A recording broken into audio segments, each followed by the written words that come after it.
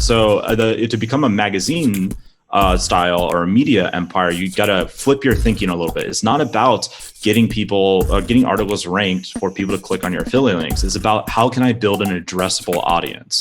An addressable audience, like typically that'd be your email list, but it's basically any kind of medium where you can, on demand, basically reach out to this audience. You want to build an addressable audience. This is an intro. Intro. Hustle and Flowchart with your boy, My boy, Matt Wolf, and Joe Fair. hey. Did you hit the red button? I did. Okay, it's on. Is this thing on? It's on. Cool. Okay.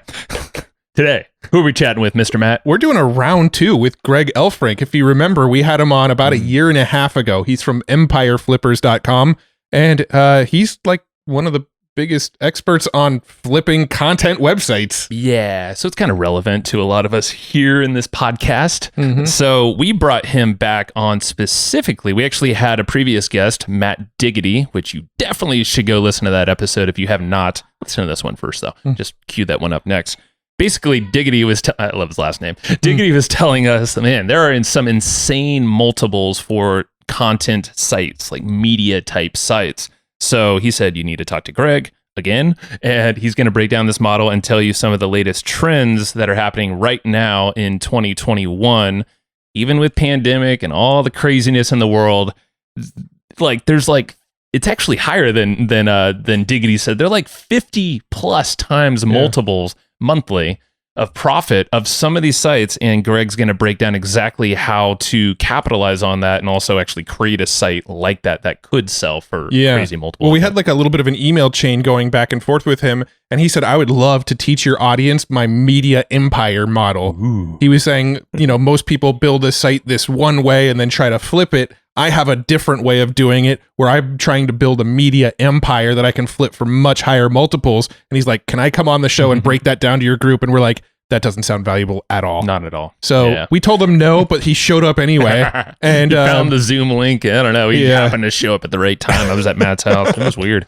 But I think the big thing you're going to get here is it's kind of like putting everything together in a really helpful way, packaging a lot of the concepts you've definitely heard on this show, and putting them in a nice little box that you can actually potentially sell for a lot of money. Mm-hmm. So you're going to love it. You're going to want the action guides. How are they going to get them, man? Go to flowchartgroup.com. If you go to flowchartgroup.com, that's actually where you can request to join our Facebook group. One of those questions there is going to ask for your email. If you decide to give us your email, we will email you the action guide to this episode. But you got to be quick. You got to do it within 2 weeks of this episode going live, because we only give away the most recent 2 weeks for free. So go to flowchartgroup.com. Join the group, give us your email, we'll hook you up. Let's do this. Let's go talk to Greg. All right, round 2 is on. Greg, how you doing, man?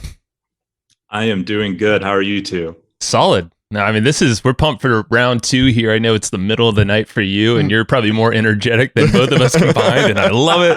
No. It's the Vietnamese coffee, man. It's just so powerful. You're much more of a night person than I am a morning person, so.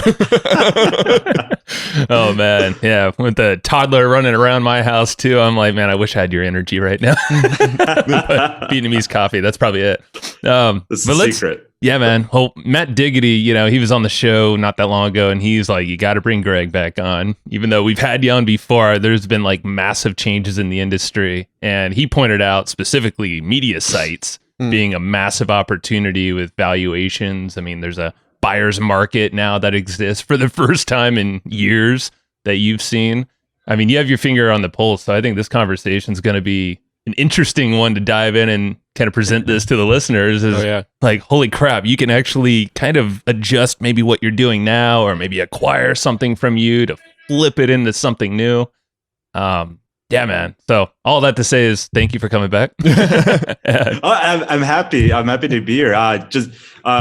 It's crazy what's going on right now in the industry. Like, you said buyer's market, but I know you meant seller's market. Seller. We were just talking about it. So we were talking a little bit offline, but I was telling them, I'm talking to your listener, I guess, telling them, like this, I've been working at Empire Flippers as more or less the head of marketing now for several years. And I've been at EF total for like 5 years almost. April will be 5 years. And this is the first time where I feel pretty confident in saying this is 100% a seller's market. So The market is so flushed with cash. There's so many people getting into the space.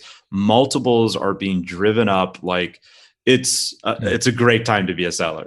Yeah. I mean, I was telling you, we recently had John Warlow on the show, Built to Sell, and he's automatic customer, and he's talking about selling your business in all of his books. And he was pointing out all these opportunities right now for sellers and buyers in some senses, just the low interest rates and the fact that there's all these different ways to kind of acquire companies. But as a seller, I think this is where it's going to be really interesting, because a lot of folks have content websites, they might have media websites, and they don't know what to do with them. Maybe there's not a game plan. So I think it'd be cool to outline the opportunities you see on your side, because you're seeing all these transactions. I think you said you had a 8-figure transaction for the first time, right? Through yes, we're just about to close our second 8-figure one. Wow, it's funny how that happens when you're I remember when I first came on board, and like I was talking to our CEO, like we were selling this $150,000 business, and he was like, "Yeah, Greg, things change at this level. It's a totally different game." Like, this was a big business to us back then. Like now, like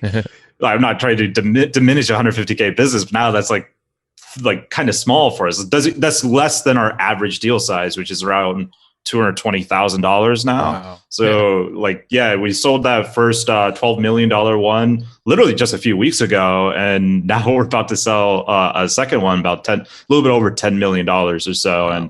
And when you're a broker, it's always this chicken and egg thing. Like the seller's like, how can I trust you? You've never sold a business like this before. That's this big, right? So you need like the first one is like, okay, I guess I'll kind of trust you to do this for me. And then you do it and it opens up the floodgates, right? So, yeah. Well, let's talk about, so right now you say it's a seller's market. What do you believe makes it a seller's market? I know we're getting bigger multiples than you might have seen in the past. Why do you think that is? What do you think is making it so there's like a frenzy of buyers out there right now? Yeah, so it's a few different factors kind of all converging onto each other as it happens when things like this happen. So one of the big ones is demand has grown dramatically. Like there are more people than ever getting into our space. Like even a year and a half ago, when last time I was on your guys' podcast, like this is a pretty niche thing, right? Like it's a niche within a niche within a niche when it comes to buying and selling online businesses, right?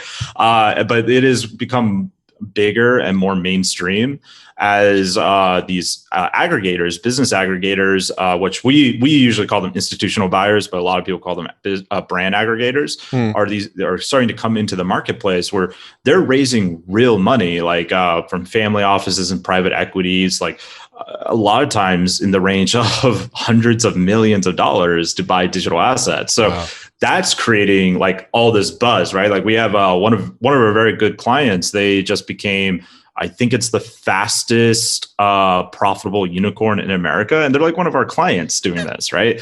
Like just it's crazy. It's good right? to be right along those type of people. Yeah, go with the trend.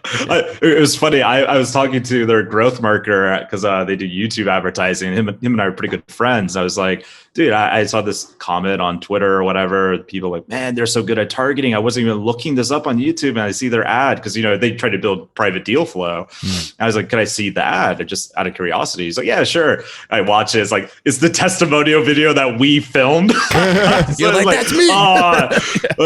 You're recycling the footage I paid for. Good on you. Yeah, right. But yeah, so that's one of the things, right? These people are coming in. It's creating all this buzz in the market. People are excited. So that creates, again, more investors wanting to get involved with the cash on cash return. But then you have the more black swan event of 2020, right? The coronavirus that swept across the world. So in Q1 2020, things were looking real bad. Amazon cut their affiliate commissions right at the height of it. Then they, from the FBA side, which we do a lot of FBA transactions, they were saying no non-essentials can come in. Logistics were up in the air. Everything was up in the air, really. No one knew what was going to happen. And investors don't invest when there's uncertainty. They wait for some stability, right? Even if it's bad stability, at least they know the rules of the game. So Q1 was absolutely terrible. Then Q2 came roaring back with all this dry tinder that was dry tinder is like a P line for money on the side that they hadn't invested in Q1. They were trying to make up for a whole quarter of not investing, basically. And so that's driving up prices too. But that with the pandemic, basically everyone's shopping online. So you think like you hear about all these businesses dying during 2020, which is really sad. But you talk to e-commerce entrepreneurs and they're having some of the best months ever because the pandemic has basically just sped up what was already happening. All these people moving online, even older generations, which were more likely never going to adapt to shopping online, are now forced to adapt to shopping online because they can't go out like how they used to.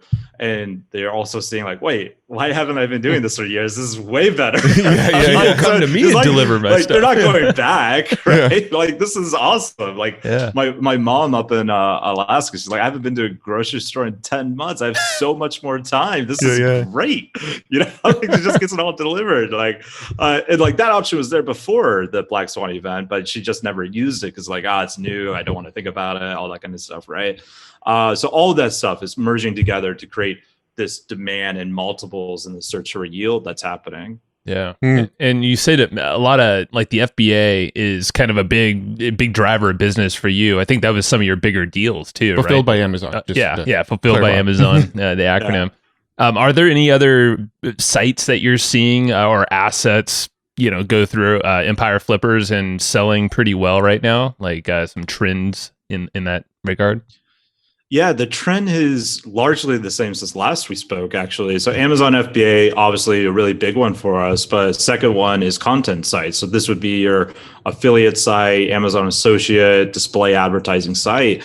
Like, as more people get involved in the niche, in buying businesses, like content sites always remain a very, very popular choice because you don't have to do anything necessarily. Like, I shouldn't say that. You do have to do things when you own it. Like, it's not like you don't do anything when you buy this business. But in terms of moving parts, it's a very gentle business to start in terms of investing. Like, especially when you buy one and you're just like, playing it conservative and just adding content, you're most likely not going to mess up the site, like unless there's like a groundbreaking Google update or something like that, right? Which could happen. Sure. But yeah, so content sites in general, always a big one. And we're seeing those brand aggregators. So some people think that's like only in the FBA space, but that's not true. They're all over. Like, we have one, they have they bought, I think it was like $1.2 or $1.4 million content site from us. And that's just like one in a portfolio of their sites. So these brand aggregators, they exist in all business models, not just in FBA. FBA is like the darling of the day on it, like how SaaS was maybe a couple of years ago. But they exist everywhere. Yeah. Now, is there still value to Amazon affiliate sites now that Amazon sort of slashed everybody's affiliate commissions? Probably not to the seller, but to the buyer. Yes. Because the buyer is going to look at that like, oh, here's a Amazon affiliate guy that, didn't go out and find some private affiliate programs. So for them, it's like, I get to buy this traffic at a discount, right? All I need to do is change this link. But with that said, Amazon Associate is still a really good program, very solid still, especially in your really big site where you might not have a private affiliate program for everything. Like, you could still make them very profitable. So when you're seeing someone buy a site, I'm kind of curious because he's probably a good point. It's like, to the seller, sometimes it's more of an the buyer, for like an FBA site, because they see the opportunity. Someone did all the hard work of creating the website, finding the products, maybe figuring out what's selling, what's not. Like, what are some things that you're seeing sellers do with a website that sells on Empire Flippers? Like, are there certain things that they're looking for? Is it like that, where they're like, oh, they did all the work for me, I'm going to pay for that because they just kind of saved me years of work and heartache to figure all this out? Like, can you kind of prep yourself for that in a way as a seller? Yeah. So you're asking, what can a seller do to help a buyer see that their website is that shortcut? Yeah, right? That and the motivations of a buyer, so they can kind of sync up in the right spot and, get the valuations. Yeah, this is a very good question because I always, and this works for both buyers and sellers. So if you ask a seller, like, why are you selling your business? Like almost 100%, the first answer is like, because I want money. Mhm. I want to make a big capital windfall. But that's usually not the real answer, right? That's the superficial answer. Then you dig deeper. They're like, oh, I want to do other projects. And you're like, okay, let's dig deeper. You're peeling back that onion a bit. Eventually you find out like, well, I want to focus on other projects to take less of my time because I'm moving to this new house, and selling this business allows me to make this down payment on the house for my new family. And now you're getting to the emotional reason, right? So whenever I talk to buyers and sellers, I always say, dig deep, find out who this buyer or seller is. It's just like copywriting 101. We all do it. Like everyone listening to this podcast as a marketer probably is familiar with copywriting, right? But for some reason, when you go to buy or sell a business, you like take the copywriting hat, just like throw it in the trash. Like, I don't need that anymore. The business is successful, but like the buyer or seller is your customer, right? Like that is your customer. You need to think about their own motivation. So when it comes to selling, thinking about a buyer, we recommend, or at least I recommend, for the seller to check out our buyer persona content. So there's about like 6 of them, and they all have very different motivations. For example, a newbie norm. If you know you're a seller dealing with someone who is a newbie norm, someone's brand new to the space, like that doesn't necessarily mean they don't have business acumen or money. They're just new to online business acquisition. They're probably going to not have as much confidence. And so you're going to have to hold their hand a little bit more. And that's okay. From the seller payoff, like, yes, you might have to hold their hand a little bit more, but when you give them a quality business, like you might have effectively changed their entire trajectory of their life in a positive way, right? Because like newbie norms are just starting out. And that's always going to be the biggest pool of buyers you're talking to, because there's always more people coming in, right? Versus say like a investor Ivan, who that would be more of your brand aggregator, someone who's raised millions of dollars to acquire businesses. Obviously, their motivation is going to be a lot different. And if you're a seller, like say you're a Amazon FBA entrepreneur, because this example works really well with FBA, and you have a one product business. So 100% of your revenue comes from a single e-commerce product that you have on Amazon. Most buyers don't like that. You look at that and they're like, that seems super. Yeah, exactly. Right. Like, whoa, I'm going to spend $200,000 on this single SKU. Like, but an investor, Ivan, not risky at all to them. They don't care. They'll buy one product businesses all day long because they've raised millions of dollars. So your $500,000, $800,000, or even $3 million one product business is 100% okay to them as long as it meets their other strict criteria, because to them it's not as risky because of all the acquisitions they're doing, right? So these are important things to know as a seller going into who am I dealing with. For things you can do before you ever sell is ask yourself, like, would I buy this business? Like just be honest with yourself. Like, does this seem like a good deal? Why does it seem like a good deal? Start interrogating yourself. And if you're really honest with yourself, there'll probably be some answers like, this actually seems like not a good deal. Well, now I know it's not a good deal. How do I fix it? Like, how do I make this a good deal for myself? Right. So you always sellers are obsessed with evaluation for obvious reasons, but there's a second part of selling a business called attractiveness. So some sellers, they'll be like say you're running this huge media site, this making $30,000 a month affiliate site, and you have this badass team of writers, VAs, all these systems and processes set up. And the first thing the seller thinks, like, I'm going to increase my valuation by firing my whole team, get rid of that expense, huge valuation boost, right? But then the buyer comes in and sees all the work that has to be done to maintain this business. He sees you working like 70 hours a week. He's just going to discount you, like, hey, I'm going to need to hire a team. I'm going to need to hire a team. So I'm going to need this for a lower price because the net profit is going to be lower, right? So you almost get like no benefit for doing that. So I always tell sellers, like, yes, valuation is important, but think about how can I make this business attractive as well. Now, right now, would you recommend people go and start a site from scratch, or is now a good time to go try to find like a site that needs a little bit of love, buy the site, flip it, and make your multiple? Like, what sort of path are you kind of recommending people go down if they want to get into this world? Yeah. So if you're just starting out, I probably wouldn't recommend buying. I think it's good to get your feet wet with building, and that is a long game. So you don't need to build something until it's profitable, but you should be building something to where you're comfortable with the systems. Like, that's the important thing.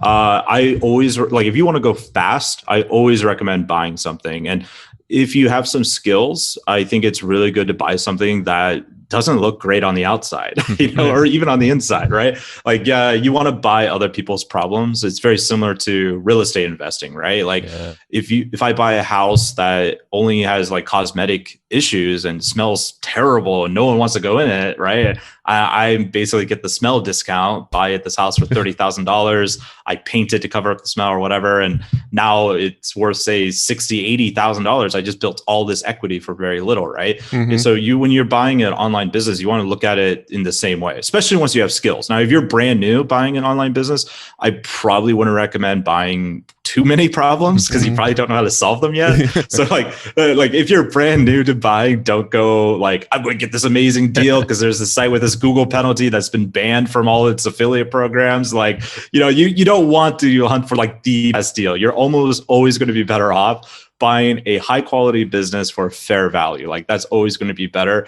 at least until you get some skills. Then you can look at doing this like discount. I call it buying a business at a discount, right? Where you're looking for these businesses with problems. But that's what I recommend. So if you want to go fast, buying is 100% way faster than building because you already have all the data and you can do all this low hanging fruit stuff like CRO, on-page optimization, new content, taking advantage of the high domain rating on the website, right? All this stuff you can't do when you're first starting out a site, right? Like if you put the split testing software VWO up on your 10-page affiliate site with one visitor per month, like your results are probably not going to really change much. You don't have a lot to work with yet. So buying is always faster in my opinion. I like that analogy, the whole like you can buy other people's problems and if you know how to fix them, then cool, that might be a good thing, but don't buy too many of them. But I like the fact that Empire definitely don't buy too many. Yeah, one at a time.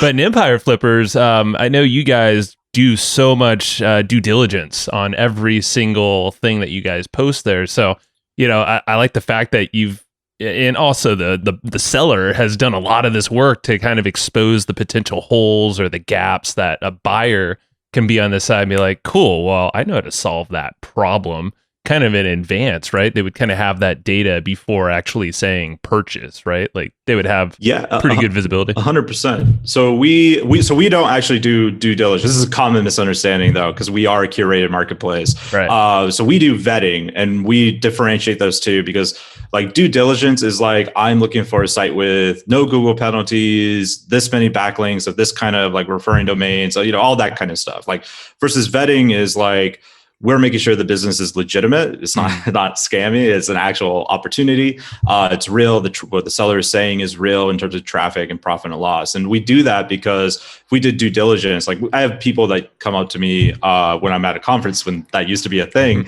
they'd be like, why would you sell a site with a Google penalty that kind of like destroys the integrity of the marketplace because like it's a lower quality site? Like, well, it destroys it for you, but there's specific buyers who only look for those sites. Like that's the kind of site they want to buy, right? So that's the difference between like vetting and due diligence. But yes, what you're saying is correct. Like we always coach a seller, and this is really good for your audience. If they want to sell a business and they don't want to use a broker, if they want to just go private, it's better not to oversell your business. Instead, it's better to highlight all the problems to the buyer because you never want to sell the business based off potential. Like we get people like, oh, this is the next $10 million idea. It's like $100,000 affiliate site. Like it's not there yet. The buyer is just going to look at you and like give you this awful deal. Like, well, if you believe it's the next $10 million deal, I will give you $1 every month until we hit that. Then I'm going to give you this huge balloon payment, right? Like it's a sure thing. So you don't want to sell on potential because that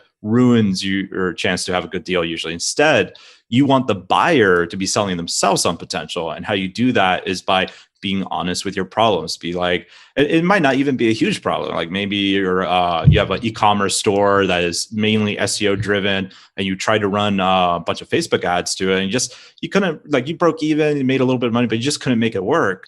And like, that's not necessarily a problem. It's a problem for you. You couldn't make it work, but that person can see like, maybe they're a Facebook ad expert. Like, oh, I totally know where you went wrong on this, So that's how you get the buyer thinking on potential for themselves, where they're going to make you a much better deal because they'll see the opportunity in front of them. Yeah, that makes sense. Yeah. Well, I'm kind of curious because I want to piggyback on what you said with building stuff, the media properties. So this was the thing that really got us to kind of talk again. And, with Matt Diggity, he's like, okay, let's bring Greg on. And because there's a type of sites, and you were telling us that you basically have a framework or kind of an idea around how to build a media empire, which a lot of the valuations, they're very attractive right now. And kind of curious your thoughts about, or I guess defining what a media empire actually is for people first, but why are those so valuable right now? And maybe some steps on how we can kind of set ourselves up, or people listening, to actually build one for themselves.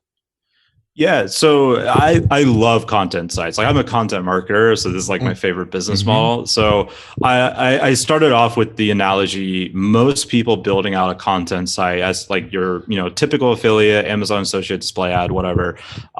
There's two kinds of sites. So you have the brochure and you have the magazine. So if I'm walking down the street and I hand you a brochure selling like ovens or microwaves or whatever, there's like two things that are going to happen there, right? You're going to take this brochure and either buy what I'm selling in that brochure and throw it away, or you're just going to throw it away and not buy. But like either way, you're throwing away the brochure, right? Yeah. Like that has no intrinsic value to me. I'm not keeping this brochure on me, unless I'm like a weirdo, I guess, collecting brochures, which I guess could happen. Hey, ovens, man, come on. Oven, like I got this collection of my oven brochures.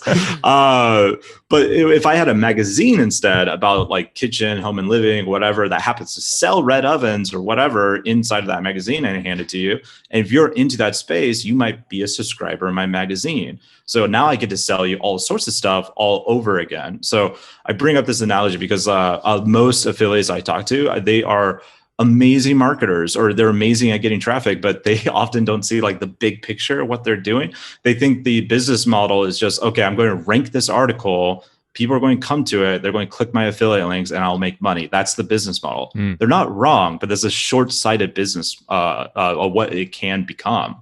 So to become a magazine style or a media empire, you got to flip your thinking a little bit. It's not about getting articles ranked for people to click on your affiliate links. It's about, how can I build an addressable audience? An addressable audience, like typically that'd be your email list, but it's basically any kind of medium where you can, on demand, basically reach out to this audience. You want to build an addressable audience. So, okay, how do I do that? Like, well, starting a website called bestreadblenders.com probably is not going to help you. Like, right. You want to be like a kitchen hero or something like that, something that is a bigger brand message. So you start off as a brochure site, pretty much everyone does. You start building that email list, and that each stage as you build this media empire opens you up to all sorts of new revenue doors that didn't used to exist. So once you have that email list going, and say you have a sequence of emails going out to various affiliate content, or just branding good, valuable content, you can look at that sequence and say like, okay, this sequence, even as an Amazon associate affiliate, is making me say $120 of profit by the time they go through my funnel. Well, now you are able to do something that a typical SEO affiliate can never do, which is run some cheap retargeting ads to get people not on your email list to come onto the email list. Because if you're paying like say $30-$50 per subscriber, which I imagine would be pretty expensive in most niches, you're still going to make money on average, right? With your retargeted, with the audience that's got pixeled on your website. So now you're able to start branching out to different forms of marketing to become a real brand. You're not just held up by Google. So you're slowly divorcing yourself to where you're just solely relying on Google. Now, Google probably always will be your main breadwinner in these sites. But as you become a bigger media empire, you keep opening up more and more of these doors of possibilities. So another revenue possibility opens up with email is there's a bunch of private affiliate programs, and even not so private ones, that won't let you be their affiliates unless you only promote them via email. And some affiliates are like, why would they do that? Like, well, it's because they don't want you to compete with them on SEO or Facebook ads, right? So just to get into the game, you need to have an addressable audience for this kind of targeting. I have a few affiliate friends. They're not actually SEOs, so it's kind of ironic that's ended up happening to them. But they had like this news website that was just like took way off in Google, and they bring them into their email list, and they have hundreds of thousands of subscribers now. And they just like, all he does is just segment his list with different email only affiliate offers basically, and makes crazy amount of money off of that.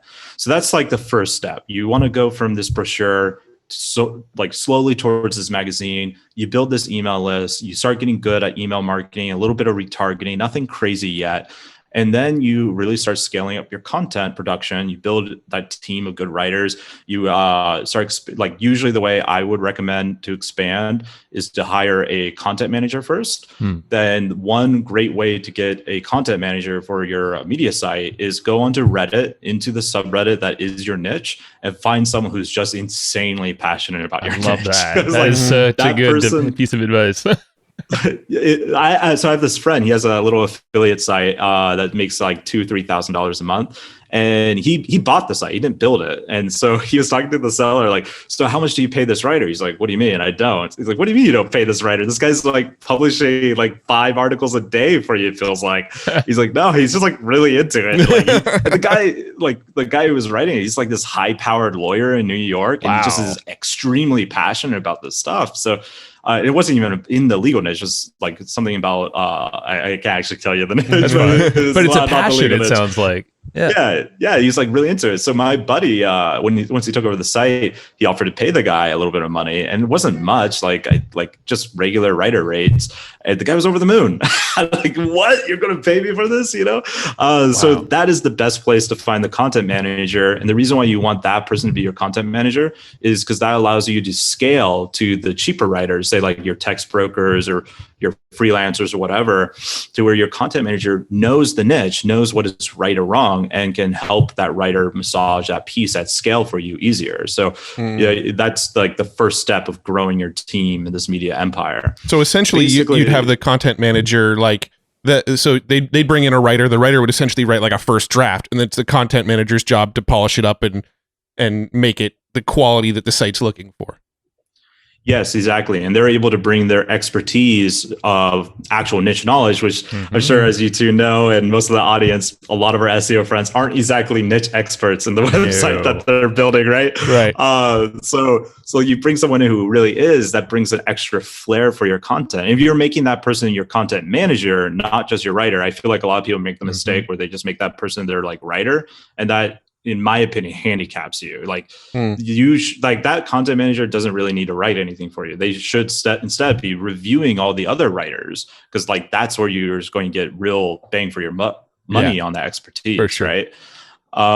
So like that would be my first step. And once you have all this stuff, once you're scaling, once you're doing well, and this would be different for every site. So maybe you get to the stage and the site's making $2,000 a month, or maybe it's making $10,000, $12,000. The next thing is like, how do I want to expand it further? And I probably should have said this earlier, but when you build these websites, you want to build it in a broader niche. If that wasn't obvious, like it shouldn't be super specific, because you want room to grow. And so ideally, you want to like the oven example, just to kind of call back there. It's like, not an oven website, but like a home goods or whatever type site. Obviously not home goods, but that idea. Yeah. You want to be broader so you have room to grow. And ideally, you want to have a website in a niche that supports multiple different monetizations, because that becomes very important later on in this whole journey. So you want to see people ideally selling e-commerce products, affiliate programs. Even SaaS can be a potential monetization. I've actually seen a couple content site creators create a SaaS based off their content site. Sure. And not just in the business niche either. I saw one guy do, I think it was in gardening, which was pretty cool. But then you also want to look, is there info courses, things like that. And then you want to get a little bit creative too. So I know this one site, I don't know the actual revenue numbers, but I know the owners, and based off what they do, I think this is probably a 7-figure content site. So they have this very interesting thing. You come to the website and they have a bunch of different affiliate articles, all that kind of stuff, but you sign up for their newsletter.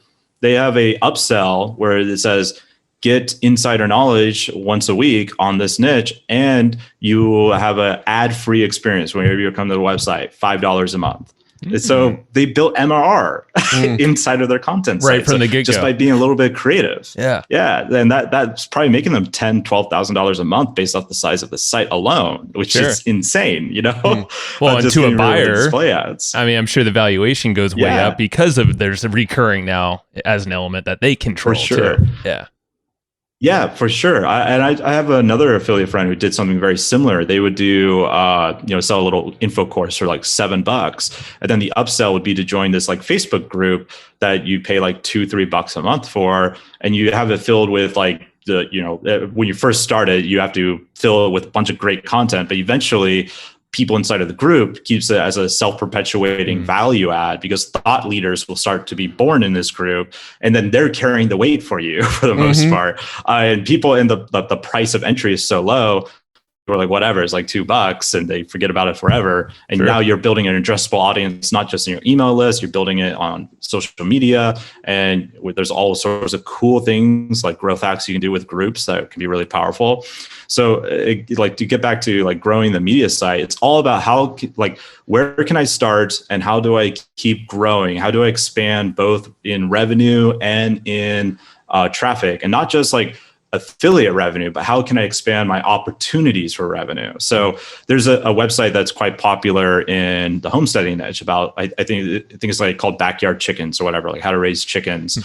And they have a whole podcast on raising chickens, and they're a huge website. So eventually you and this is just started off as a blog, right? Like your typical content site. Now they have a podcast, right? So that's kind of like the next stepping stone in this, right? You got the blog, which is the written media. Now you're getting word or audio as their next media channel with a podcast. And podcasts are not that difficult in terms of cost to actually set that up. In fact, your content manager who's super thrilled with a niche might be the perfect person to be hosting that podcast, right? And even if they're not, the beautiful thing about a podcast is you can take someone who is somewhat inexperienced and might not know that much about the niche, but they're good at interviewing, and just get experts on. And the expert teaches the host about the niche, basically. As long as they're inquisitive, it will still be a good conversation. So once you do something like that, now you're really branching off. Now you're becoming something very different than your typical content site. Because right here, like, first of all, 90% of affiliates are never going to build an email list. And if they do, they have this weird habit of never emailing them. So I've seen, this is something I've actually seen with sellers a lot. They'll be like, oh, I have this 10,000 subscriber list. How much value does that add to my business? And I'm like, well, how often do you email them? What's your data on it? He's like, I've never emailed them at all. They're primed to go for the buyer. Like, well, okay. So this has actually hurt your valuation. So you would have been better off just promoting an affiliate program, right? Because the email needs to actually drive revenue and traffic, right? So most affiliates will not do that. And by the time you get to a podcast or video stage, you're competing with like 1%. Like almost no one is doing this, right? The beautiful thing of doing this podcast, not only can you use that addressable audience you've been building with your email list to supercharge you through the podcast ranks, through Apple and Spotify and all that kind of stuff, but you are now, which will bring you more organic traffic, right, from those search engines, but you also expand your revenue with what we were just talking about earlier.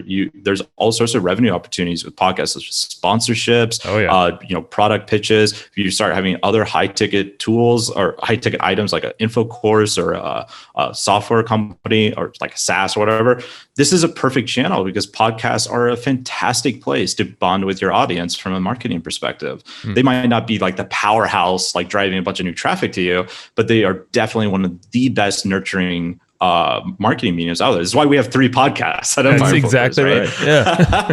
Well, yeah, you have a new one even coming out too. Yeah, it's just a quick plug called Opportunity, right? Everyone on this podcast, stop listening. Go download the Opportunity. You're out of here. Opportunity podcast. Put him off the show, man. Kick him off the call. Well, it's been nice having you. We'll no. I have blacklisted myself from this podcast forever. But yeah, we do have a new podcast. I think it's really cool. If people want to check out, it's called The Opportunity. It's where we interview actual buyers of digital assets. So I feel like you always hear the seller side and like the big exit, which is awesome.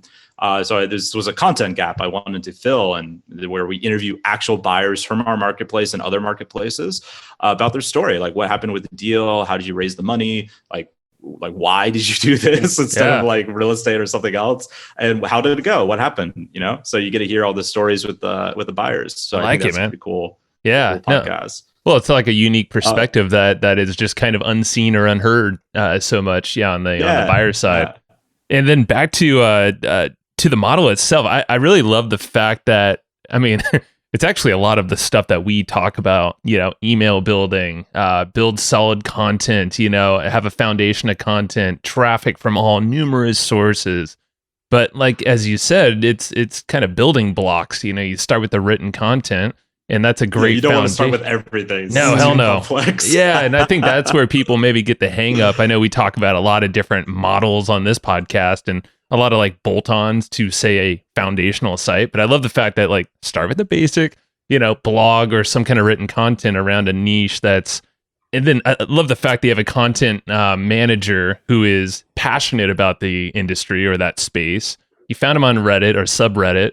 That like those people are just, they're rabid for whatever it is. If they're part of that group and they're active, they're reviewing so much content, so they know what's BS and what's not. Exactly. And then you have someone that they can tell your text broker writers what's going on. Yeah, man, it's crazy. I just love the fact. I like your thinking of, and like you said, there's a big issue if someone's not looking big enough macro in what they're working on.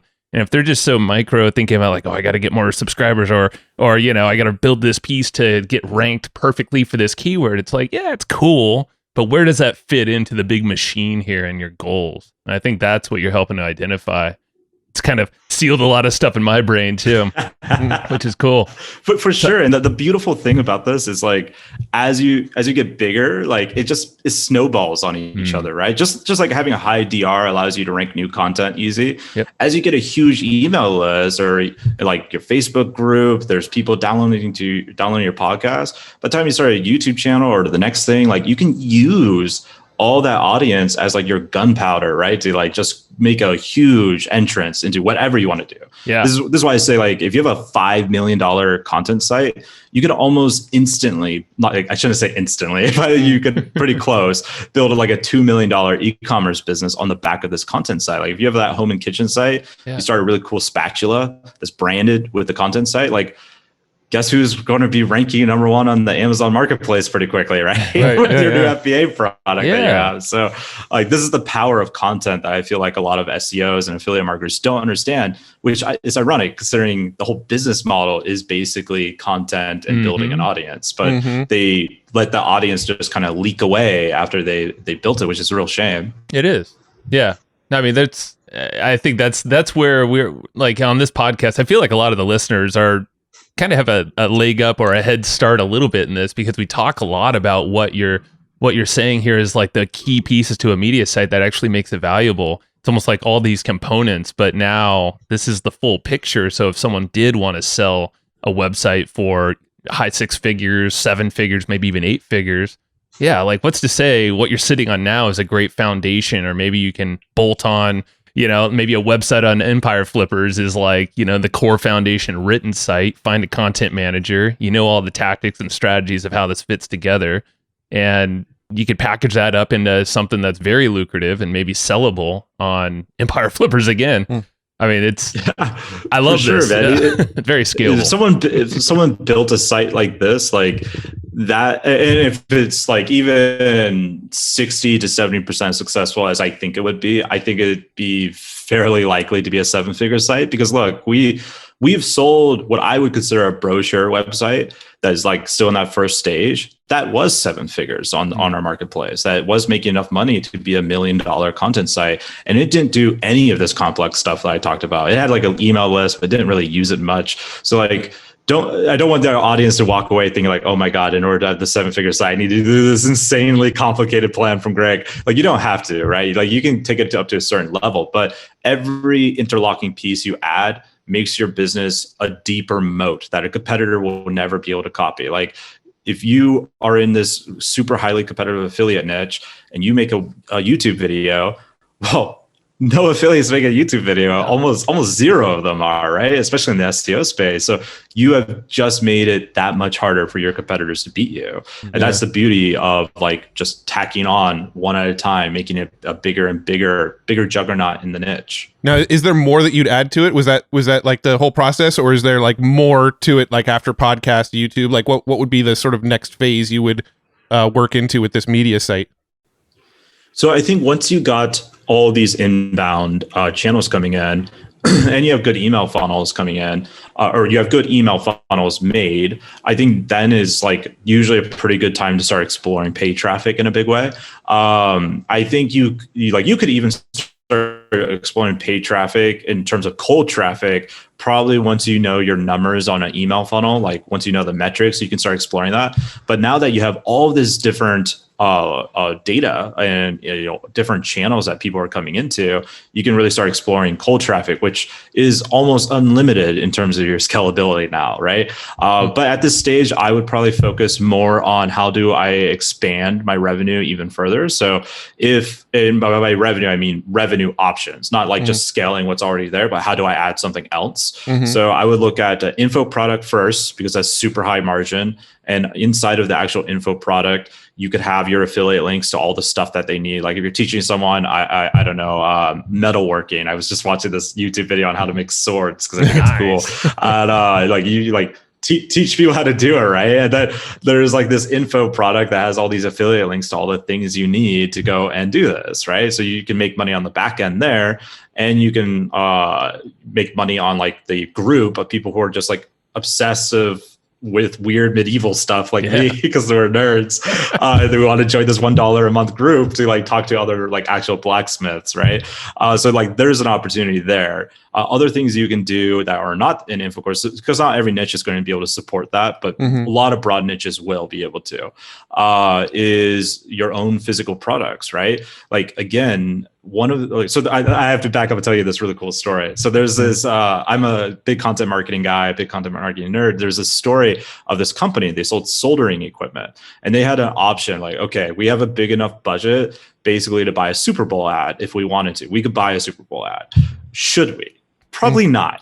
Like this is probably a bad move for a soldering company, right? Yeah. So what they decided to do with their money instead is they went and bought a bunch of content sites about building computers, engineering, anything tangentially related to soldering. And most of these content sites made money. They were profitable display advertising websites, more or less. But they all had their own email list too. So they went and acquired all these little content sites with their marketing budget. And at the end of the day, they could send out an email that is incredibly targeted to people who would buy soldering equipment that reached an audience size much bigger than the Super Bowl ad, and they could do it for free as many times as they want. And that's the power of an addressable audience, and that's the whole point of the media empire, right? Like by the time you get to the point where you're starting an FBA business on top of this, like your addressable audience is so powerful, there is a very good chance you're going to be able to beat a lot of people in a lot of different categories on Amazon just through the external traffic you're sending to that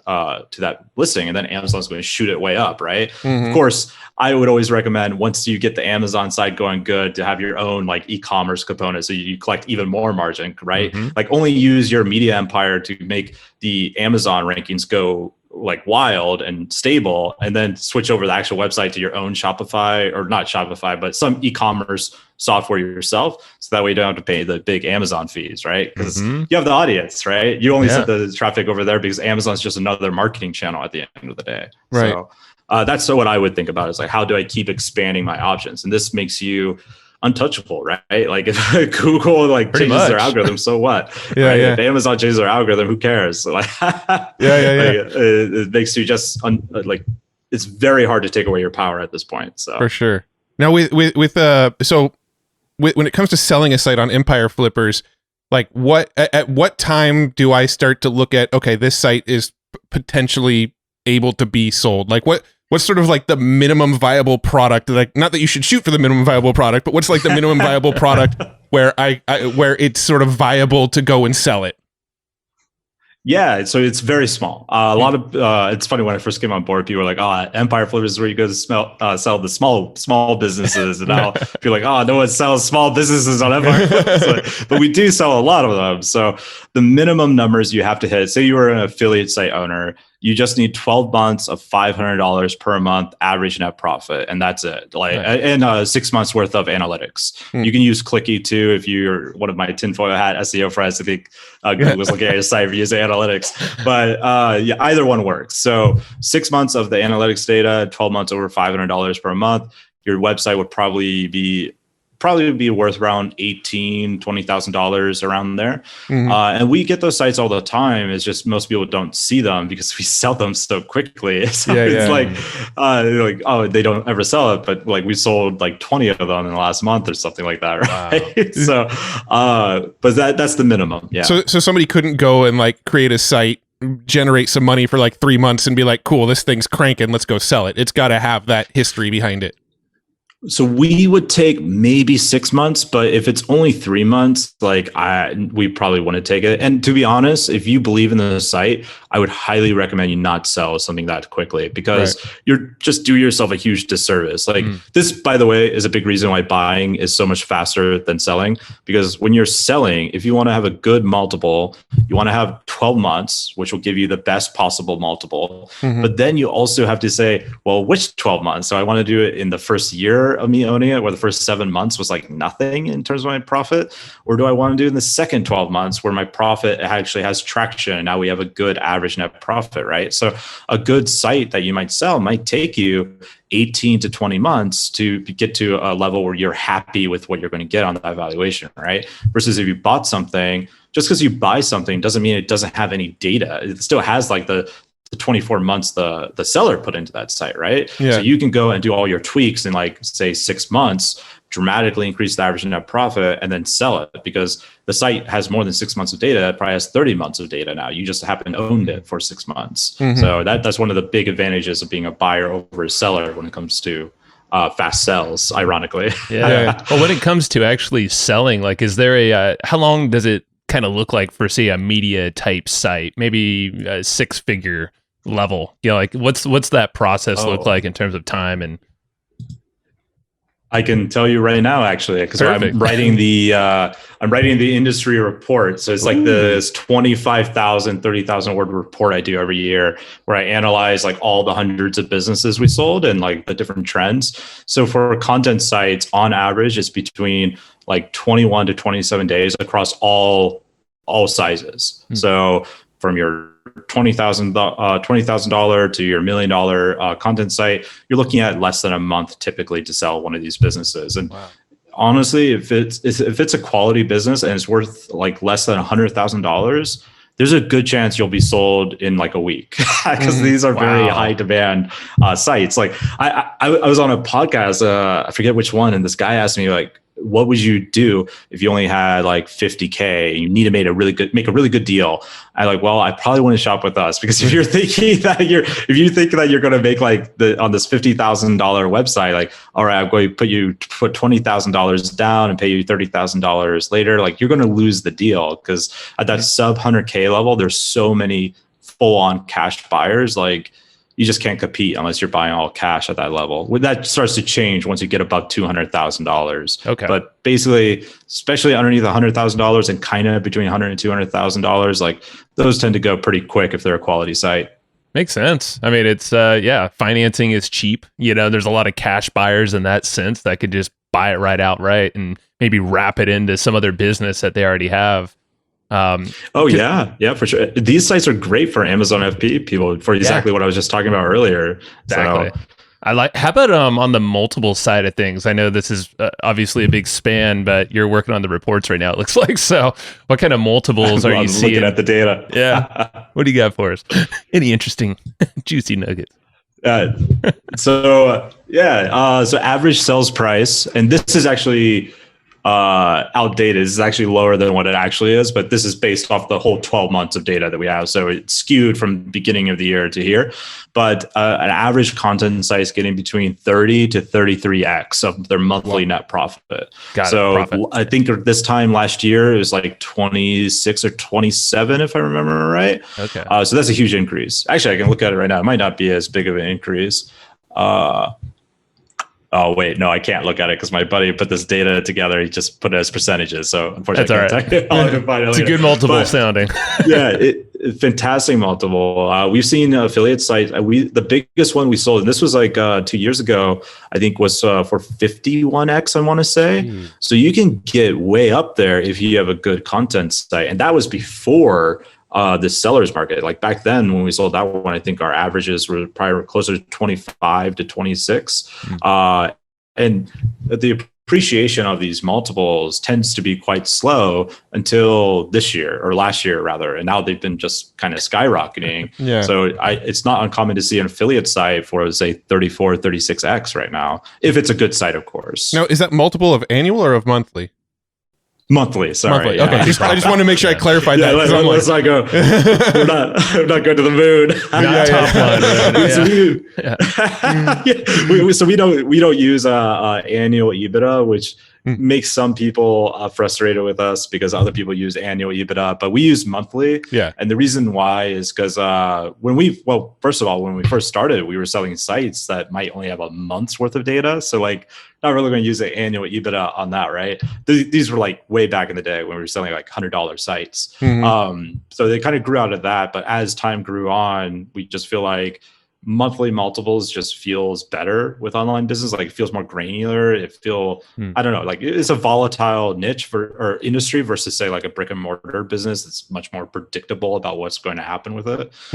So we just think monthly makes sense. It's funny. You can always see who's an Empire Flippers brand person when they use a monthly multiple instead of annual. Like, like marketing's working. You're my people. My tribe is here. Well, we talked to a lot of people like in the startup, like venture capital, like kind of worlds like that. And, you're always hearing, numbers like 5x and 10x and stuff, but they're usually referring to annual revenue. So when we start talking about like 40, 50x, I'm just like, whoa, let me just make sure we're talking about the same thing here. It's funny. We didn't grow out of that like whole PE family office space. We grew out of the digital nomad movement, right? Like our whole company, we're remote and we travel all around the world, live anywhere we want. So like, I remember when I first learned that people use annual, because I like grew up thinking monthly, right? Like, oh yeah, that makes sense now. This is why people are like can't believe what we're selling these businesses for because they don't understand what we're doing. So it probably has hurt us a little bit by doing that, but I like it. I think it makes sense to me. For online businesses, I think for this type of industry, the type of owners that are selling these types of properties and building, it's easier to wrap our heads around this, and how we can actually make that happen. I want to make sure to give you let us know about the EF Capital a little bit too, because that's the new thing that you guys are rolling out at Empire Flippers. I think it's probably relevant here too. Yeah, so this is brand new. Like as of this recording, at least it's like 2 days old. So it's very new. Yeah, I was just going to say the emails that were going back and forth before this call. I think in the email, it was back in November. You were saying this is so new, I can't even talk about it. But then this interview ended up happening 2 months later. So it sounds like that's what you were referring to in the email that was kind of hush hush back then. Yes, 100%. That's what it was. So I'm very excited by this. So basically, one of the big problems, one of my big goals at Empire Flippers is like people ask me who my competitors are, and I tell them like I have competitors of today, which are the other brokers in the space, but what I consider my real competitors, the competitors of tomorrow, are investing in real estate, investing in the stock market. I want people to think about investing into digital businesses as part of that mix. I want to go more and more mainstream, but the problem is buying an online business is like the exact opposite of buying an index fund, right? Like index funds, super passive. Just put in your money, you watch it grow, and that's it. Versus buying an online business, like you actually have to work, right? Like, like that's active investing, right? You can't just like buy it and watch the money grow. You're going to buy it and just watch it get destroyed if you don't do anything, right? So this is like a big problem with active investing. People want the powerful returns, but they often don't have the time or the knowledge or both to go and do the work, even if they have the money.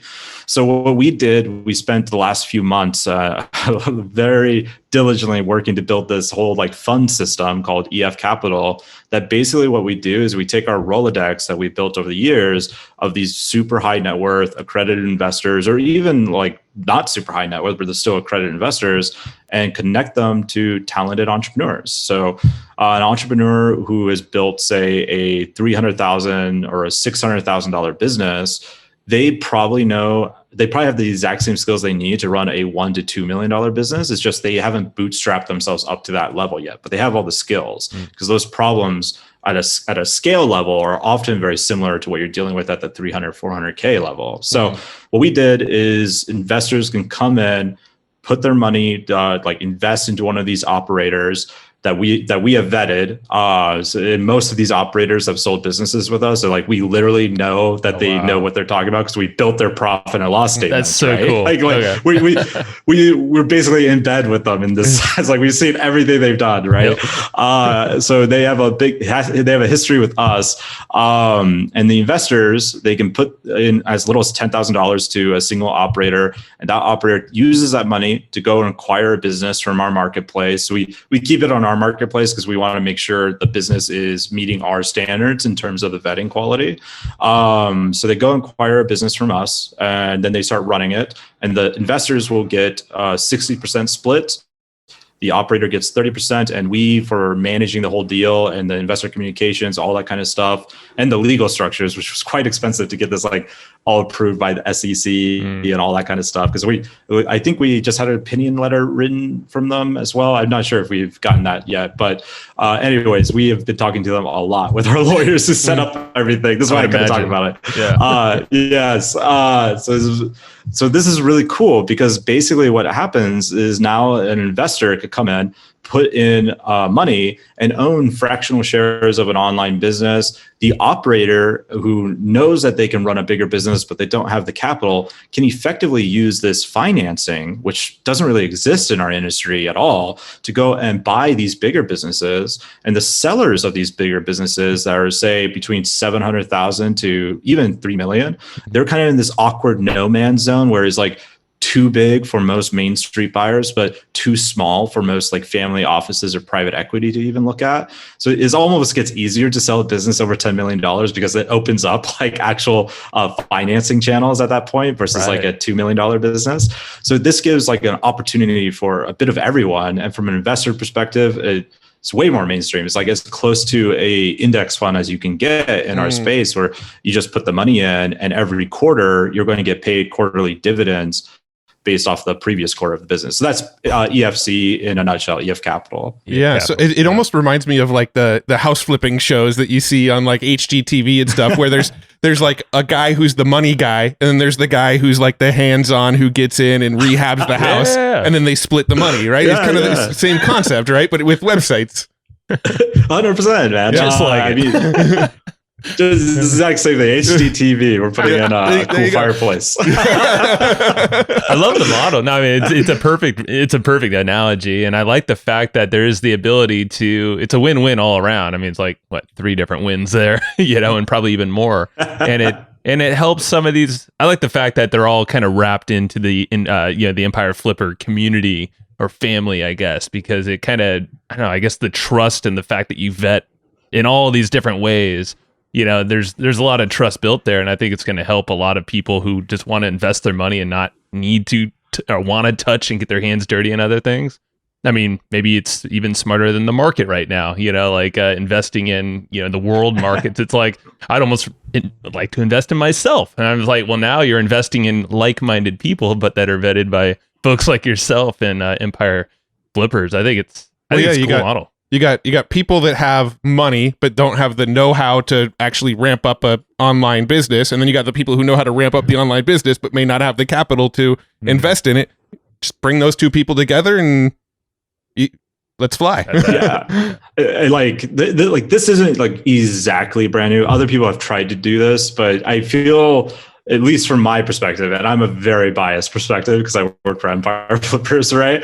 But in my perspective, like these two groups of people, the very talented entrepreneur and the investor who sees a deal, but they like can't act on that deal because they don't know how to run it. Like these two people don't usually meet each other. Like, and when they do, when it does happen, there's a lot of skepticism involved, right? Like, are you actually what you say you are? And the seller's like, are you going to allow me to run this business? Right?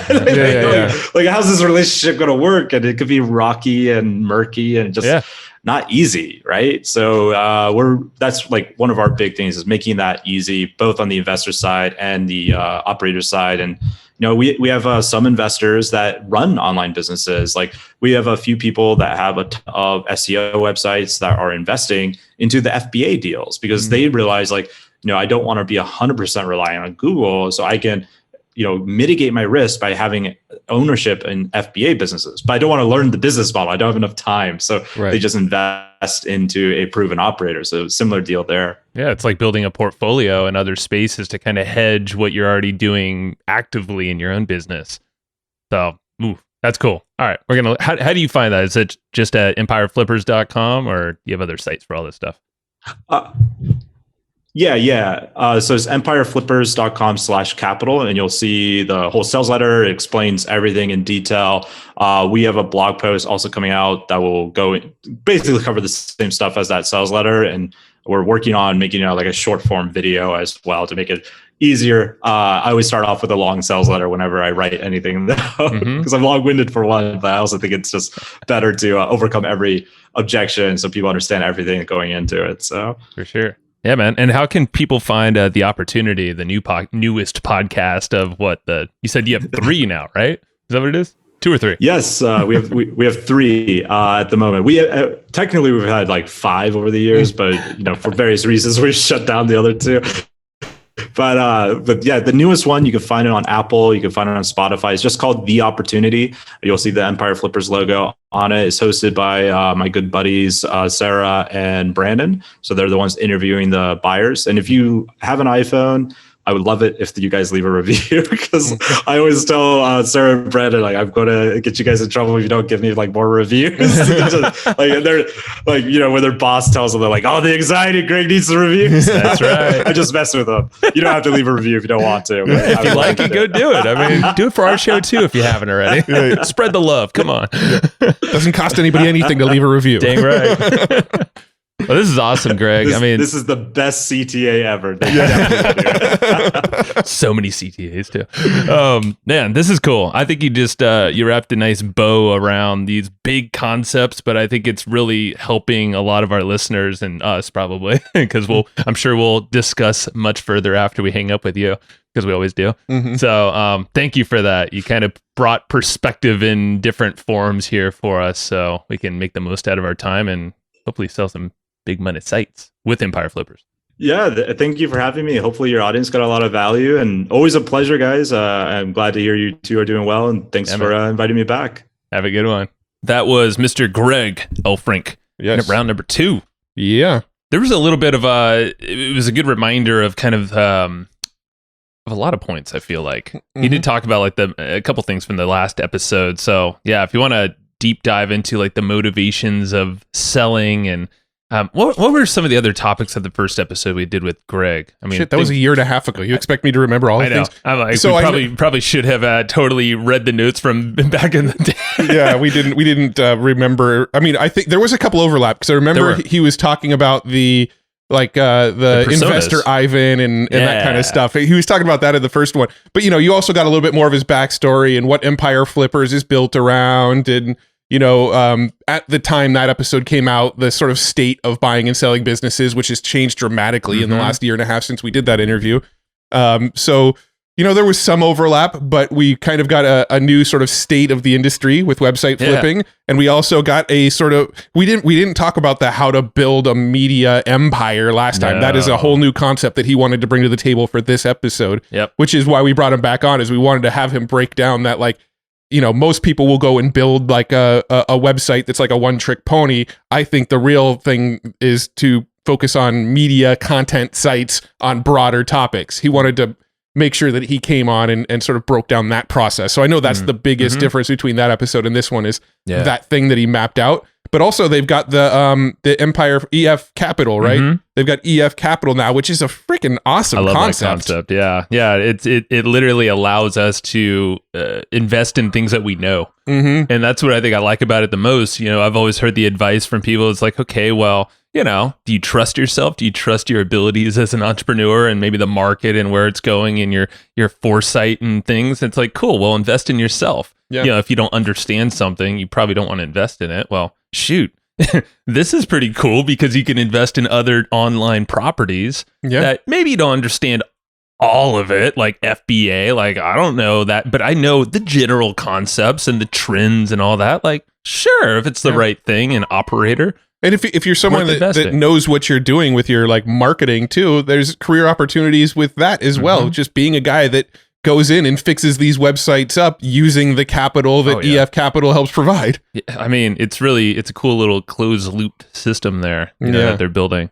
But yeah, I mean, you nailed it in the fact that the media site and the abilities to build something that is using a structure like Greg laid out here, I think is the biggest takeaway here. And the fact that right now they're some of the most popular or valuable assets you can build online that you could sell within a year. Yeah. And potentially profit amazingly, and then maybe roll it over into something else or just keep building it. Well, I was telling him after we hit record that like creating a website that generates $500 in profit per month for 12 months sounds like a pretty freaking easy achievable goal. He said you might get $18,000-$20,000 off that website if you were to go sell it. Right. And it's like, dude, if you can't make a website with some good content that gets up to $500 a month, like, I don't know, you need to go back and listen to some of our older episodes about how to drive ads and how to do SEO and all that kind of stuff, because you should have the skills to get to a $500 a month business.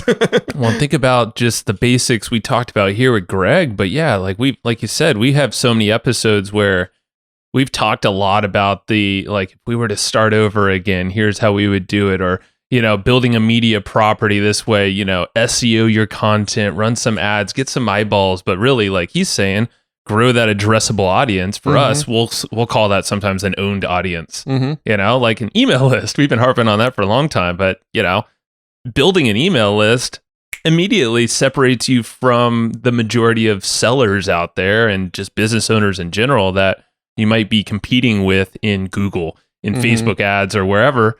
It's like, I mean, we've said this and you probably heard it many times, but it's like if you have an email list, you control the narrative, really. Like you can make cash happen. It's your little ATM machine, which is a, bad little analogy thing, but like really you can control when the money comes in. And yeah, if maybe the target is just $500 a month. It's like you do that for 6 to 12 months and you're rocking. Maybe you just create an asset that's sellable. If it's rocking, just keep growing. Maybe that's what Greg was kind of saying too. But it's back to basics. I think that's the big thing: is zooming out, looking at the macro, the big picture, and be like, all right, what the hell am I building here? Yeah. Not just like, I want to get into affiliate marketing, because so many people reach out to us and just have that thing. I want to start affiliate marketing, and I don't know if that's just because us talking about it a lot, but like, and it's cool. But at the same time, it's like, okay, like there's a lot of service providers that just like are kind of up and down with their revenue, feast or famine, and I get it. We've been there. I've been there, because I was like, but if you don't have like a container for these folks, and if you don't build a property that actually allows you to kind of slowly build this foundation up, I mean, it's really hurting you more than anything. So I really like the aspect of just simplifying this. And it's like, yeah, you can layer more as it builds, but don't just try to do everything at once. Don't just do one little component and forget the rest. Because you're kind of just shooting yourself in the foot there. Yeah. I think last time we had him on, actually, it was like right in the middle of when we were trying to ramp up Homebrew Academy, which was a site that we acquired with Brad Costanzo, and the whole game plan was to ramp up the revenue, ramp up the traffic, and then flip the site. We did end up flipping it, but we ended up flipping it for less than we bought it for. We sold it to one of the operators that was helping us out. Yeah. And so just kind of like listening to this conversation, it's probably not too hard to analyze like why that one didn't work. We didn't have that sort of we didn't have that content manager that was also a subject expert. Right. We had a content manager, Carl, who now owns the business. He was the content manager. He hired the content writers and things like that. The problem was he wasn't that subject matter expert. He was an expert in SEO and marketing and that sort of thing, but not in home brewing. Right. So we had writers, but not a manager. Remember that? We had a couple of subject expert writers. Before Carl. Yeah. Before Carl. But yeah, we didn't have a manager that actually was like, okay, this is legit. Yeah. We had enough eyeballs. We're like, looks pretty good. Yeah. Well, that's kind of the difference of like what you were just thinking out loud, like why Homebrew Academy wasn't a super successful flip for us. Yeah. Was we either had just writers that we went and hired to write, but we weren't the subject matter experts to double check them. And then we had a sort of content manager who also wasn't a subject matter expert.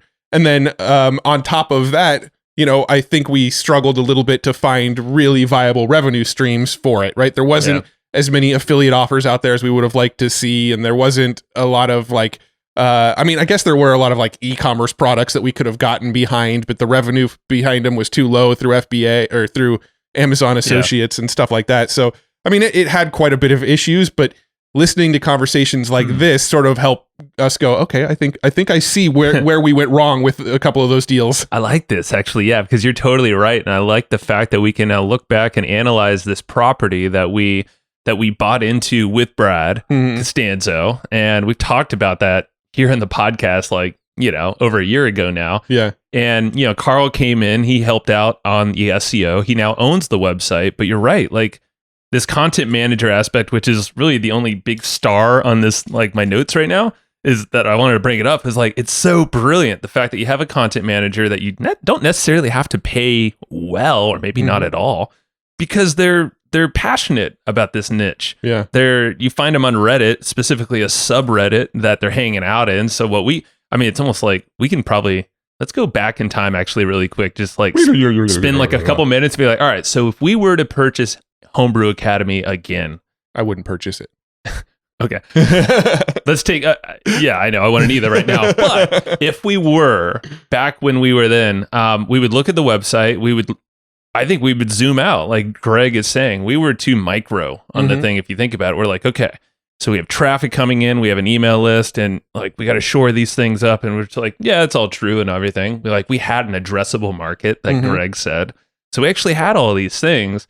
But we weren't macro enough thinking about, okay, so, because we were in the weeds a lot of it. Yeah. Which we're like, well, that's mistake number one. 3 of us in the weeds that really shouldn't be in the weeds. Yeah. We should have got a content manager. Probably should have zoomed out and, like Greg was saying, leverage all the affiliate offers and maybe not think about making a bunch of money off the bat. You know, we had an info product too. So it's like, just get the thing to like $1,000 a month. And I think it was doing that for a little bit. I don't know when we'd actually put effort into it, but it's like you do that with a content manager running that thing, and you know, we probably could have sold that in like 12 months for a substantial amount. Well, we hearing lost what money, he said, I'm fairly certain on a low month it was making at least $500 a month. I think so. So like we probably could have put it on Empire Flippers and gotten, you know, 18, 20K out of it. Now, today, that's today's multiples. Who knows back when we actually were trying to sell it. Yeah. But I mean, like zooming out, like we could have had a little bit more of these pieces in mind. We would have had a peace of mind too, because we sunk a lot of our own time and energy into it. So if you think about it, like we would totally approach it completely different. Do you miss it, Joe? I don't. I don't either. But I don't regret it because we learned a crap ton. And we learned so much. I just love talking to someone like Greg, because he's like, all right, I've seen a ton of deals. I'm going to zoom out. He's not like close to any one of these deals that happen. Yeah. You know, like I think that's the advantage. He's seeing these trends and he's just giving us the trends. And what I realized here is like, we've been micro a lot. You know, like we know a lot of those things, a lot of like you listening, guarantee you know a lot of these things that he was talking about. But like the question is, have you applied it in this way? Yeah. And have you actually got the multiple, sold it, if that's your game plan? Or have you grown something to this level, at least $500 a month? I mean, I don't think a lot of us have, you know, like there's a lot of people that haven't yet. So I think this is like a nice little, maybe a wake up call and be like, hey, there's a big opportunity right now to just use the fundamentals that you know and kind of package them up in a way that's really smart. And it's not like you really need to do all the heavy lifting. You could just kind of steer the ship, have a content manager do a lot of that, checks and balances for you. Well, that's the beauty of a content site, is your content manager is essentially the person running the site. Like you can make some decisions around like, okay, we should probably get some email opt-in forms on here, and we should get some, you know, automated emails that go out to the list and things like that. But you know, other than a handful of things that you can kind of install once and then they're kind of running, your content manager is the person who should run the site. Yeah. That's why these things are so scalable, and that actually excites me so much, because I'm like, this is all the stuff we literally talk about. When Joe gets excited, he just yells. Freaking out your kids maybe over there. But no, they're yelling too. But no, man, I mean, that was kind of my big aha, even though a lot of this stuff, you know, we've heard, it's just kind of package it up a little different. Just look a little bigger picture with this all, because a lot of us, when we're in our own business, we're too damn close to all this stuff. Yeah. I mean, that's why we're starting to help some people, like consult with them, is in our big like proposition, I guess, or value add to folks is like, hey, we're further out from your business. We're more macro. that allows us to see the gaps in your business. Yeah. I mean, simple as that. Yeah. And like, it's kind of interesting because like when we see a business, and I've been talking to a lot of them, but like it takes 2 seconds to find a gap and be like, I would do this, this, this. And like, usually it's like, wait, what? And like, that's kind of what Greg was doing here. You know? Yeah. Well, going back to something you just said a minute ago, like about, well, anyway, so with sponsors, when on this podcast with sponsors, this will make sense in a second. On this podcast with sponsors, we sort of go out of the sort of normal realm of sponsorships. We don't get CPA rates when we do have sponsors on the show. We basically bundle things up. We say, look, you get a mention in our newsletter, you get a mention on our website, you get a banner ad, we'll mention you in the email list, and then you also get the shout out on the show, right? Well, what I feel like Greg was kind of saying is a lot of people who create a website, they have this like website that sells, it's got a handful of content pieces and it promotes a couple products, and they say, cool, here's my content website. It's generating money. Let's go sell it. Well, if you want to get much, much greater multiples for your business, think of what else you can bundle into the deal with the sell, right? So that's why he was saying you've got your website that's generating revenue, but if you have a podcast on top of it, you have an email list on top of it, you've got a YouTube channel on top of it, you've got a Facebook group where people who are in your community are interacting. Now, all of a sudden, you're able to sort of step up that multiple number because you're not selling just a straight up website that makes X per month. You're selling a website that makes X per month, plus this community, plus this email list, plus this podcast, plus this YouTube channel, plus this Facebook group, plus, now all of a sudden you've sort of rolled up all of these things into a bundle, which makes that all-encompassing thing look really, really, really strong and really, really valuable, right? Like Homebrew Academy, we talked about a lot of these things, but we just didn't have the bandwidth to implement them. But if we were to have a podcast for it, we were to have a YouTube channel attached to it, we were to have we had a Facebook page. A Facebook group, not a group. We had a Facebook page. I don't believe there was a Facebook group. Oh, I don't know. I thought either way, we had a maybe there was a group. Somehow. If there was a group, I don't much. think I was very active in it because I don't even realize there was a group. We actually had a group because there were a couple moderators from like the previous owner. I remember the page, but I don't remember the group. I don't know. But it's been a while. Yeah. So but if we had all of these things and you bundled them all in, it makes this sort of bundle of a business look a lot more valuable. So if we did make that podcast and we did have like a Facebook group, which we probably did, I don't know. If we knew more about the fact that we had a fucking Facebook group, we probably could have got more money for the business. I mean, I'm happy that it's in Carl's hands right now, and he knows the business. I hope he's doing well with the business. It's been a while, so Carl, if you're reach out to us. I know we're in the same Slack channel, so we could just ping you right now. But point matter, like when you're describing that, Matt, I'm envisioning an onion, essentially. It's like you have the core of the thing is really your website. Like in that sense, it was just a WordPress blog. Nothing fancy. Had a bunch of articles about brewing beer and like how to, get equipment, build equipment, whatever. It's all homebrew crap. Yeah. That's all it was. Nothing fancy. But then the layer of that onion, we had an online course too. I don't know if you mentioned that, but like that's a profit center and asset. Facebook group, YouTube channel. We weren't on YouTube, I don't think. Thought about a podcast. Yeah, it's like all these things develop that onion. They're just new layers that, and the more layers, it's more of a moat. Like, Greg was saying is like, okay, well, what other homebrew website is doing all of this? I mean, some of them were, but because he kept on referring to it as a media empire, not a media website. Correct. Right. So a media empire is encompassing of all of these things outside of the website, and outside of that website, that just really ups the value to a buyer. They're looking at like, man, they have the attention of people here. They have the attention of people here. They have the attention of people here. And they have this website that's spitting off money every month.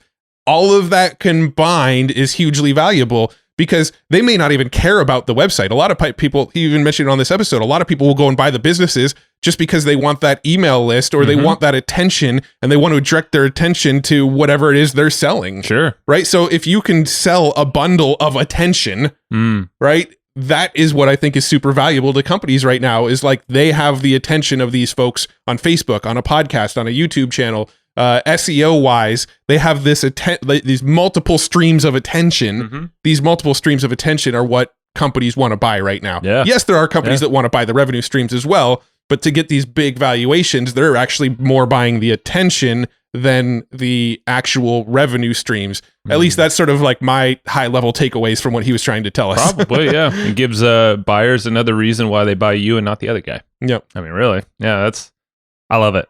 We got to flip a damn site, Matt. It's been too long. Yeah. I mean, okay, I guess Homebrew Academy, I wouldn't call it flipping. We sold it. Typically, a successful flip means you made money on the deal. Yeah. And maybe not flipping is the right term, but like, maybe, I don't know. It's just, I think later in the year, because we have some plans for this year.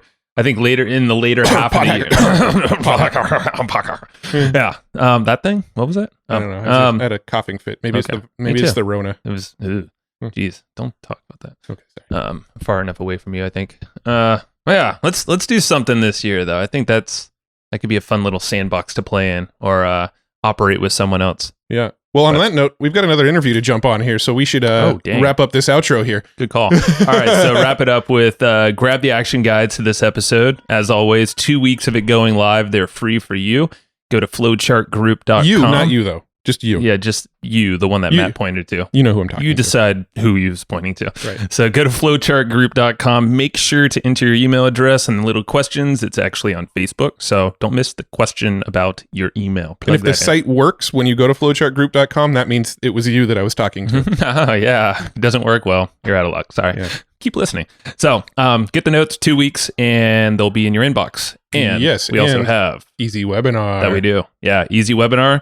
I mean, I'm pretty sure that would work really well with any of these websites that you build as well. Mm-hmm. I mean, it's one of those value adds. Oh, if you had an automated webinar running on the back of your business. So let's say you had a website, like a home brewing website, and you had a webinar that pitched a course on how to do your own home brewing, and it was an automated webinar that people can land on every day, and it would sell your product. That would probably boost the valuation of your damn company, wouldn't it? That would have sold our courses every day, probably some extra affiliate stuff on the back of growing an email list. So don't do what we didn't do. Wait, does that make sense? Don't do what we didn't do. Which is, that makes sense. Yeah. Go get Easy Webinar and put a webinar on the back end of your offer, and it'll make it more valuable. And we'll even hook you up with a discount for listening to Hustle and Flowchart. Wait, don't do what we didn't do. I'm still stuck on that. Actually, it'd be do what we didn't do. Yeah, that's it. Yeah, don't do what we did do. Don't do what we did do, or do what we didn't do. Yeah. But okay, let me simplify this. Put an automated webinar on the back of your business, and it will. And if it's making sales, it will likely increase the valuation of your business. And the beauty of that, and Greg hinted to this in the episode, is once you know the value per email subscriber, based off of you can pump some paid traffic, nearly unlimited traffic, and guess what? That webinar is going to help you raise the value per subscriber. What? So we're making you all money, folks. Get your webinar tool, and that tool that we recommend, and you've heard it before, I'm sure, and we use it, is Easy Webinar. So go to easywebinar.com/hustle. It's easywebinar.com/hustle. You'll get a fatty discount. So go check it on that page. We love those guys. Thank you for supporting the show. And also, please rate, review, subscribe, share whatever lights your fancy. Burn it to a DVD or CD and send it to somebody who still has a CD-ROM. I'm all about the 8-track, my friend. I sound better that way. Burn it to an 8-track? How does that work? Don't know how put stuff on an 8-track? Yeah, that's before our time a little bit. Let's be honest. We grew up in the cassette age. I'm pretty gray, but I'm not that gray yet. All right. Thank you for listening, y'all. Bye-bye. Thanks, everybody, for listening to this episode of the Hustle and Flowchart podcast. Before taking the time to listen, we want to give you something a little bit special.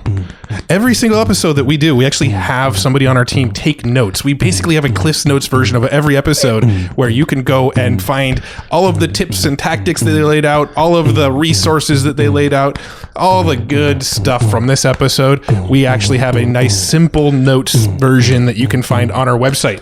So go to evergreenprofits.com, find this episode that you just listened to, and give us your email address, and we'll send you the notes.